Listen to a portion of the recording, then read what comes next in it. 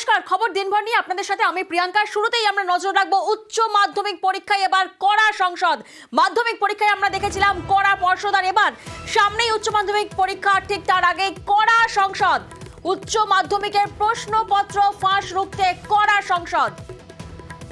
ঠিক কি কি পদক্ষেপ নেওয়া হচ্ছে, ঠিক কি নির্দেশ দেওয়া হয়েছে জানবো। সোমরাজ এই মুহূর্তে আমাদের সঙ্গে রয়েছেন। সোমরাজ, কি জানা যাচ্ছে?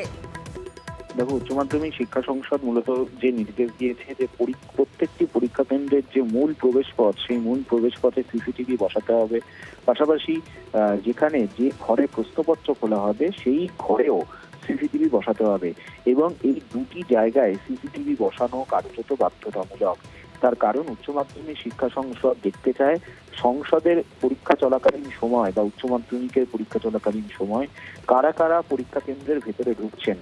উচ্চ মাধ্যমিক শিক্ষা সংসদের তরফে পরীক্ষা কেন্দ্রের দায়িত্বপ্রাপ্ত আধিকারিকদের জানিয়ে দেওয়া হয়েছে যাতে 28 ফেব্রুয়ারি পর্যন্ত সমস্ত ফুটেজ যাতে সংরক্ষণ করে রাখা হয়। কারণ আগামী দিনে যদি কোনো প্রশ্ন ওঠে পরীক্ষা নিয়ে বা পরীক্ষা কেন্দ্রে কোনো অপ্রীতিকর ঘটনাকে কেন্দ্র করে, তাহলে সেই সিসিটিভি ফুটেজ থেকে শনাক্তকরণ সম্ভব।